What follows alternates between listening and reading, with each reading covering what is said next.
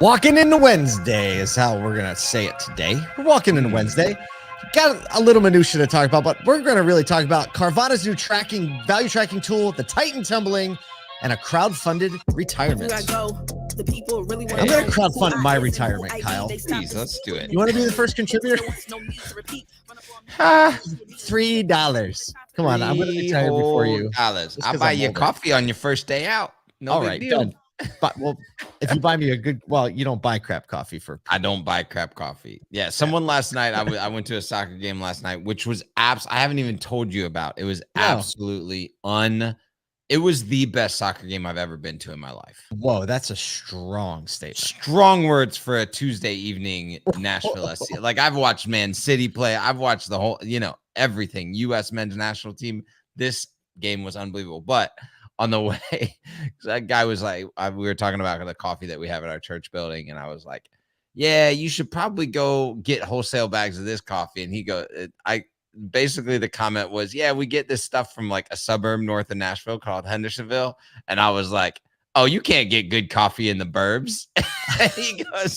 he goes, I don't know if that's snobbery or elitism, or he listed off a bunch of stuff. And I was like, no, it's just reality. He's like, all right, prove me wrong. Change my mind. Change my mind. Well, you had the best soccer game of your life. I had one of the worst cups of coffee in my life last night. Oh, no. Because my daughter, my 11-year-old's at summer camp, and it's about an hour and a half away, and we got a call at 10:30. The old, she's having a really hard time, has been having a hard time. She wants you to come get her, and we think it's a good idea. So we saddled up at 10:30 p.m. for a 3-hour round trip, and the only option was gas station coffee. You were like, I got the big one.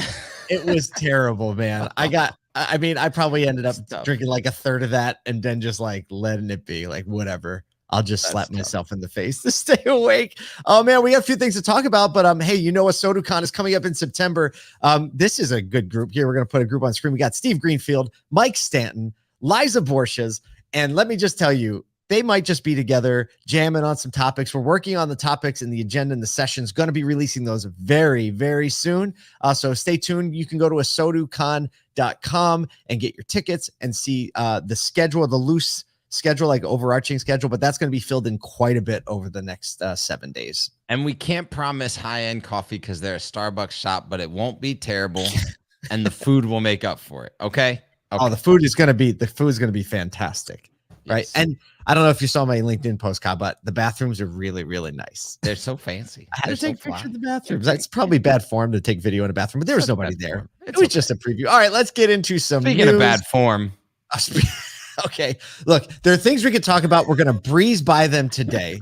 We're going to breeze by them because I just can't stand to talk about that much labor union or, we cover profits. So we could talk about how UAW President Shawn Fain called Stellantis contract proposal trash, or how Honda's quarterly profits are up 78% year over year. But you probably already know that, and you're going to see that 6 times today. So instead, we're going to talk about Carvana has introduced a new tool called the Carvana Value Tracker. Allows customers to attain and monitor their vehicle's valuation based on changing market conditions. Now, we know we can get the value, but this is a little different. The tool uses their proprietary technology and data from over 20 third-party sources to provide a real-time vehicle worth and kind of like a drip feed. Andrew Dickerson, Carvana's Director of Engineering and Special Projects, emphasized the tool's aim is to demystify the car selling process by providing actionable insights on a regular basis to the car's actual value. He's quoted in the article by saying, a car in a customer's driveway is likely one of the largest assets in their portfolio,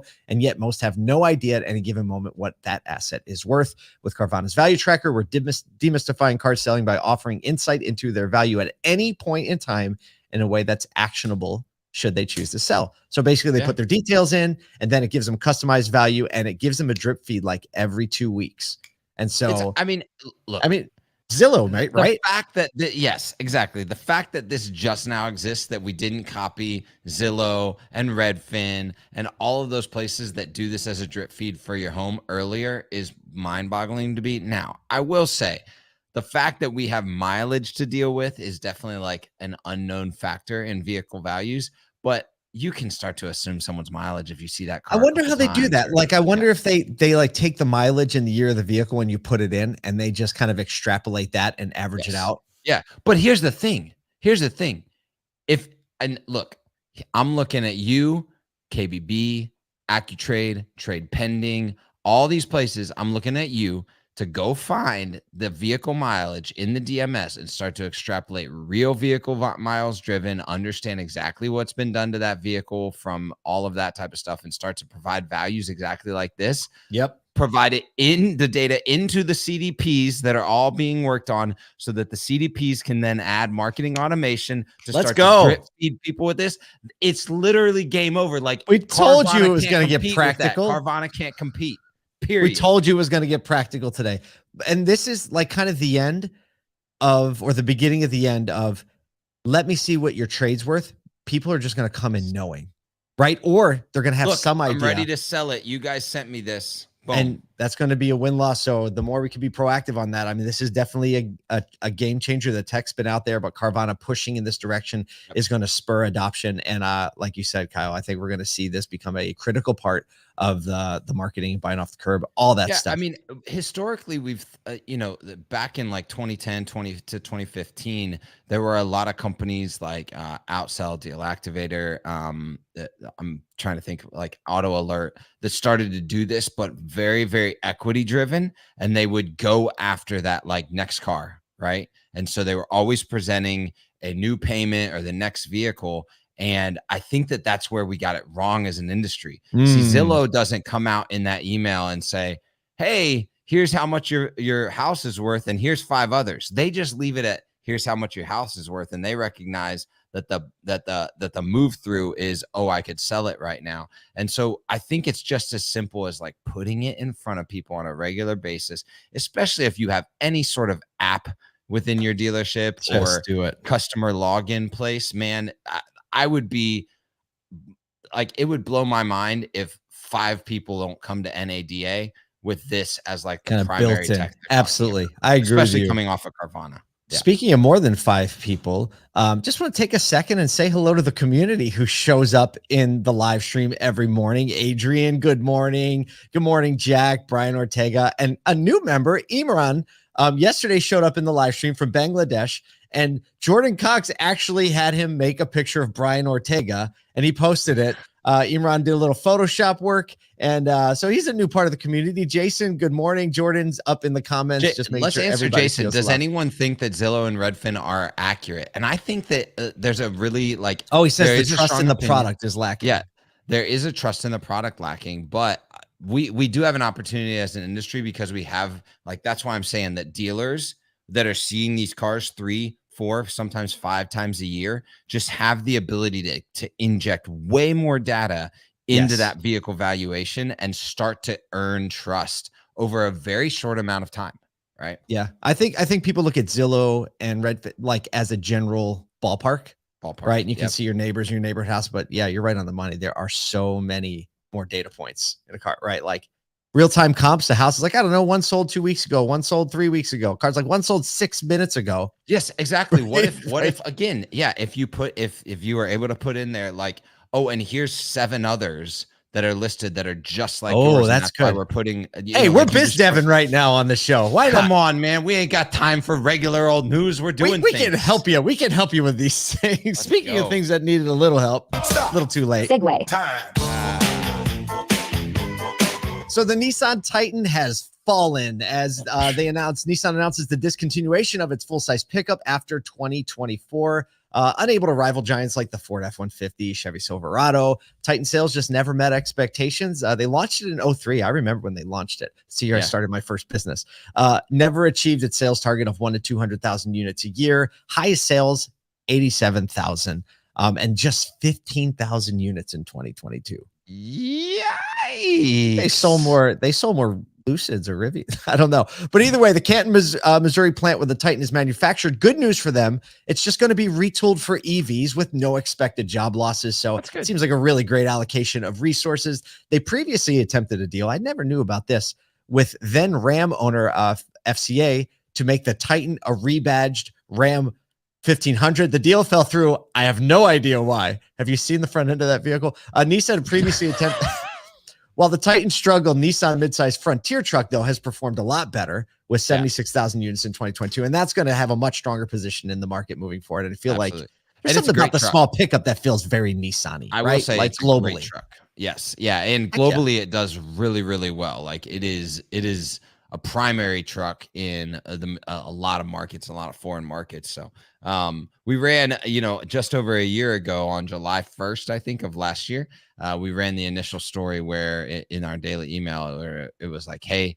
there's a good chance this is coming. So it looks like confirmation that it's absolutely not going to happen. So look, if you got 2023 hopes to get a Titan, you might as well get one now.